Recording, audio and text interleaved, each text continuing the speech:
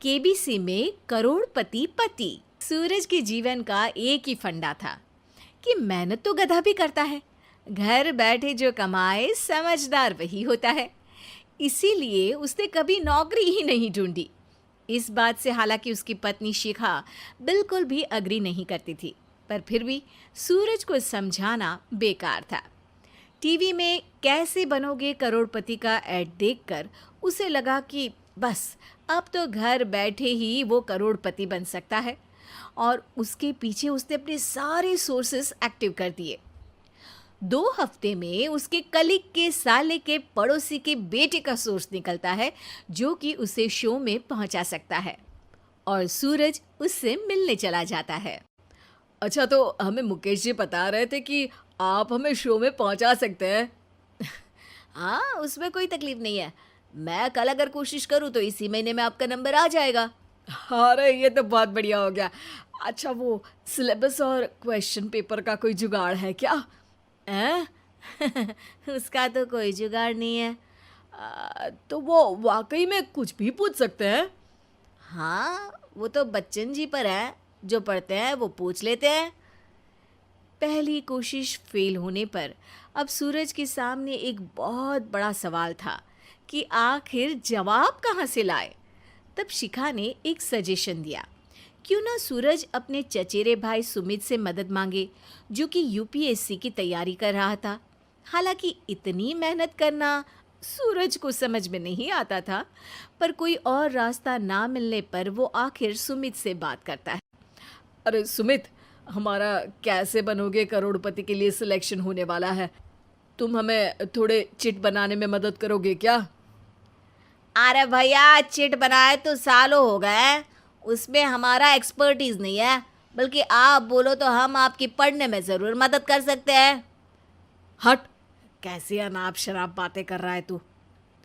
सूरज ने सुमित को मना तो कर दिया था, पर तैयारी करने के सिवाय कोई चारा उसे दिख भी नहीं रहा था। खासकर जब 12 के पेपर लीक करने के एक्सपर्ट शुक्ला जो भी हाथ जोड़ लेते हैं। आखिर सूरज को सुमित के पास जाना ही पड़ा, और उसने सुमित और शिखा से वादा किया कि वो बहुत मेहनत करेगा। 1 महीने की तैयारी के बाद फाइनल हुआ कि शो से 1 हफ्ते पहले एक ट्रायल खेला जाएगा, जहां पर सारे रिश्तेदार ऑडियंस की जगह पर होंगे और शिखा सवाल पूछेगी। दूर दराज से भी रिश्तेदार आकर हाजिर हो गए देखने कि आखिर कैसे बनेगा सुमित करोड़पति। सब कुछ सेट था, और इतने में सूरज आकर अपना स्पीच देता है। ये 1 महीना मेरे लिए आसान नहीं था, पर अपने भाई सुमित और अपनी पत्नी शिखा की मदद से मैं इतनी दूर पहुंच पाया हूँ। मेरे मम्मी पापा के आशीर्वाद ने भी बहुत साथ दिया है मेरा। मैं उम्मीद करता हूँ कि आज के शो में आप लोगों को बहुत मज़ा आएगा। साक्षी पहला सवाल पूछती है और पूरे कमरे में सन्नाटा छा जाता है। इंडिया में कितने स्टेट्स हैं? 3, सॉलिड, लिक्विड और गैस। अरे रुकिए, तो ऑप्शंस तो देने दीजिए। इतने में 5वीं कक्षा का चिंटू बोल उठता है। अरे क्या मामा, आप तो पहले सवाल पर ही आउट हो गए। अरे बेटा, पहला सवाल तो ट्रायल होता है ना। अरे तुम अब देखना। देखने जैसी बात तो थी ही। सूरज को इतना शांत किसी ने नहीं देखा था। कभी कभी तो लगता था मानो सूरज आंख खोलकर ही सो गया हो। मामा जल्दी करो प्लीज, कल सुबह पनवेल भी तो निकलना है। अरे हट, कंसंट्रेट करने दे मुझे। 3 सवाल में 3 लाइफलाइन खत्म हो चुकी थी, और अब चौथे सवाल पर भी सूरज का मौन नहीं टूटा। पर सूरज अभी भी हार मानने को तैयार नहीं था।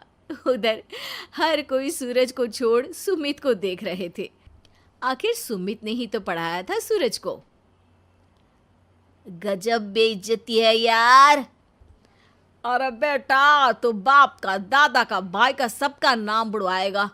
अरे 3 लाइफलाइन ले ली तो भी तेरा कुछ नहीं होना है। अरे कोई इतनी बात करता है क्या शो पर? अरे बेटा, शो पर तेरे जैसे भी तो नहीं आते ना। सूरज की ये जंग आखिर 1 घंटे बाद 5वें सवाल पर खत्म हो गई, जब उसने इंडिया के नेशनल बर्ड का नाम कहा, कौवा। अरे बेटा, मजा तो बहुत आया, बस थोड़ा टाइम पर खत्म होता तो आनंद भी आ जाता। ताने बारिश के बूंदों की तरह बरस रहे थे और सूरज को भी समझ आ रहा था कि ये करोड़पति बनना शायद उसके बस के बाहर की बात है। पर वो आखिर ये बात मान कैसे लेता? वो सख्त लौंडा जो ठहरा, उसने सोचा कि बेइज्जती तो हो ही चुकी है, पर अगर मैं हार नहीं मानूं तो शायद कुछ हो सकता है। शिखा, तुम देखना, असली शो में आग लगा दूंगा, आग, करोड़पति बनूंगा मैं। हाँ, सब्जियां खत्म हो गई है घर पे, ले आओ। पहले पति बन जाओ, फिर करोड़पति बनना। अरे गजब बेइज्जती है यार। बेटा, अभी तो घर पर ही हुई है, 1 हफ्ते में तो तुम देश के सामने करवा कर आओगे। वैसे जब टीवी पर जाओ ना तो बस अपने मम्मी का ही नाम लेना, ठीक है? कोई पूछे तो बोलना कि पापा नहीं है मेरे। अरे पढ़ाई की, पेपर निकलवाए, इतने सारे लोगों को खाना खिलवाया, क्या फ़र्क पड़ा? इसीलिए मैं कहता हूँ कि मेहनत तो गधा भी करता है, घर बैठे जो कमाए वही सिकंदर। लेकिन मामा, गधे भी जानते हैं कि हमारा राष्ट्रीय पक्षी मोर है।